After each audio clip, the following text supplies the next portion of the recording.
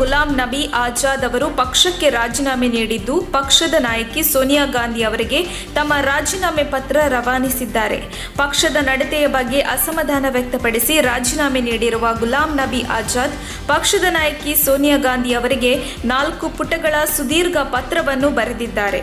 ಕಾಂಗ್ರೆಸ್ ಪಕ್ಷದ ವತಿಯಿಂದ ಭಾರತ್ ಜೋಡೋ ಕಾರ್ಯಕ್ರಮ ಮಾಡುತ್ತಿದ್ದೀರಿ, ಮೊದಲು ಕಾಂಗ್ರೆಸ್ ಜೋಡೋ ಮಾಡಿ ಎಂದು ಸಲಹೆ ನೀಡಿದ್ದಾರೆ. 8 ಲಕ್ಷ ಮಂದಿಯನ್ನು ಸೇರಿಸಿ ಸಿದ್ದರಾಮೋತ್ಸವ ಮಾಡಿದ ಮೇಲೂ ಕ್ಷೇತ್ರ ಸಿಗದೆ ಮಾಜಿ ಮುಖ್ಯಮಂತ್ರಿ ಸಿದ್ದರಾಮಯ್ಯ ರಾಜಕೀಯ ಅಲೆಮಾರಿಯಾಗಿದ್ದಾರೆ ಎಂದು ಚಾಮರಾಜನಗರ ಸಂಸದ ವಿ. ಶ್ರೀನಿವಾಸ್ ಪ್ರಸಾದ್ ಲೇವಡಿ ಮಾಡಿದ್ದಾರೆ. ಚಾಮರಾಜನಗರದಲ್ಲಿ ಸುದ್ದಿಗಾರರೊಂದಿಗೆ ಮಾತನಾಡಿದ ಅವರು, ನನಗೆ ನಗು ಬರುತ್ತದೆ. ದಾವಣಗೆರೆಯಲ್ಲಿ 6-8 ಲಕ್ಷ ಜನ ಸೇರಿಸಿ ಮೈಸೂರು ಪಾಕ್ ತಿಂದ್ರಿ, ಜನರು ಟಾನಿಕ್ ಕೊಟ್ಟಿದ್ದಾರೆ ಎಂದರು. ಆದರೆ ಚಾಮುಂಡೇಶ್ವರಿಯಲ್ಲಿ ಚುನಾವಣೆಗೆ ನಿಲ್ಲಲು ಧೈರ್ಯ ಬಂದಿದ್ಯಾ? ಸಿದ್ದರಾಮಯ್ಯರಿಗೆ ಧೈರ್ಯ ಇದ್ದರೆ ತಾನು ಚಾಮುಂಡೇಶ್ವರಿಯಲ್ಲಿ ನಿಲ್ಲುತ್ತೇನೆಂದು ಹೇಳಲಿ ಎಂದರು.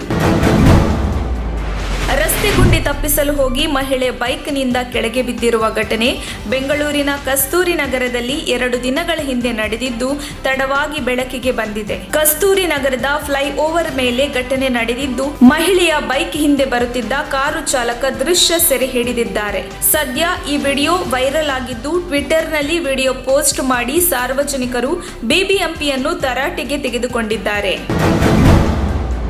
ಸಿಎಂ ಅವರು ಆರ್ಎಸ್ಎಸ್ನ ಕೈಗೊಂಬೆ ಎನ್ನುವ ವಿಪಕ್ಷ ನಾಯಕ ಸಿದ್ದರಾಮಯ್ಯ ಅವರ ಆರೋಪಕ್ಕೆ ಮುಖ್ಯಮಂತ್ರಿ ಬಸವರಾಜ ಬೊಮ್ಮಾಯಿ ತಿರುಗೇಟು ನೀಡಿದ್ದಾರೆ. ತುಮಕೂರಿನಲ್ಲಿ ಸುದ್ದಿಗಾರರೊಂದಿಗೆ ಮಾತನಾಡಿದ ಅವರು, ಆರ್ಎಸ್ಎಸ್ ಸಿದ್ಧಾಂತ ದೇಶಭಕ್ತಿಯಿಂದಾಗಿ ನಾನು ಹೆಮ್ಮೆಯಿಂದ ನನ್ನನ್ನು ಆರ್ಎಸ್ಎಸ್ ಜೊತೆಗೆ ಕೈಜೋಡಿಸಿಕೊಂಡಿದ್ದೇನೆ. ಇದರಲ್ಲಿ ಅನುಮಾನವಿಲ್ಲ. ನಾವು ಒಂದು ದೊಡ್ಡ ದೇಶಭಕ್ತಿ ಸಂಸ್ಥೆಯೊಂದಿಗೆ ಕೈಜೋಡಿಸಿಕೊಂಡಿದ್ದೇವೆ ಎಂದಿದ್ದಾರೆ.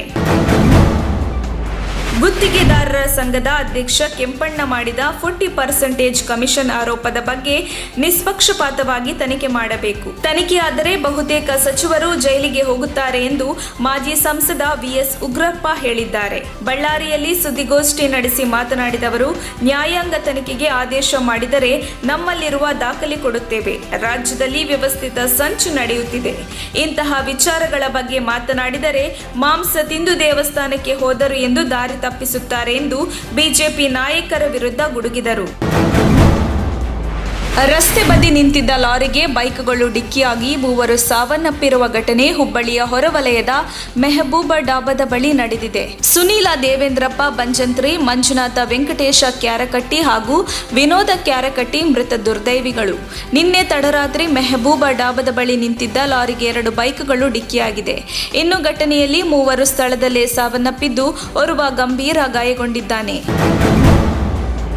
ಕೆಪಿಸಿಸಿ ಅಧ್ಯಕ್ಷ ಡಿಕೆ ಶಿವಕುಮಾರ್ ಕಂಡರೆ ನನ್ಗ್ಯಾಕೆ ಅನುಕಂಪ ಎಂದು ಮಾಜಿ ಸಿಎಂ ಎಚ್.ಡಿ. ಕುಮಾರಸ್ವಾಮಿ ಪ್ರಶ್ನಿಸಿದ್ದಾರೆ. ಮೈಸೂರಿನಲ್ಲಿ ಮಾತನಾಡಿದ ಅವರು, ಕೆಂಪೇಗೌಡರ ಜಯಂತಿ ಕಾರ್ಯಕ್ರಮಕ್ಕೆ ಸಮಾಜದ ಎಲ್ಲಾ ಮುಖಂಡರನ್ನು ಆಹ್ವಾನಿಸುತ್ತಾರೆ.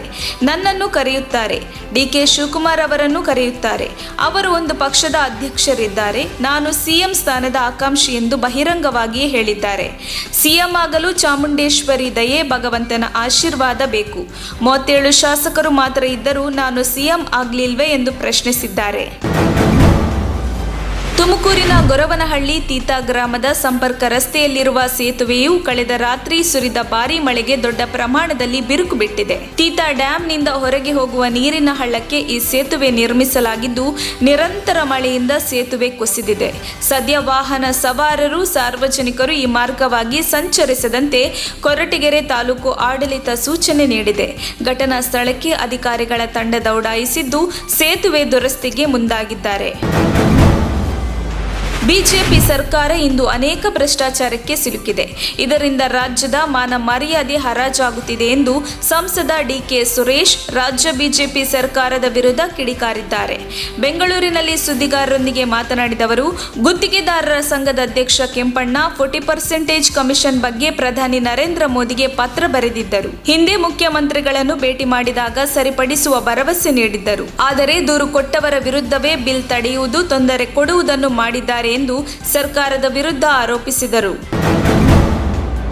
40% ಕಮಿಷನ್ ವಿಚಾರಕ್ಕೆ ಸಂಬಂಧಿಸಿದಂತೆ ಪ್ರತಿಕ್ರಿಯಿಸಿದ ಪಿಎಂ ರೇಣುಕಾಚಾರ್ಯ, ದಾರಿ ಬೀದಿಯಲ್ಲಿ ಹೋಗುವವರಿಗೆ ಉತ್ತರ ಕೊಡುವ ಅವಶ್ಯಕತೆ ಇಲ್ಲ.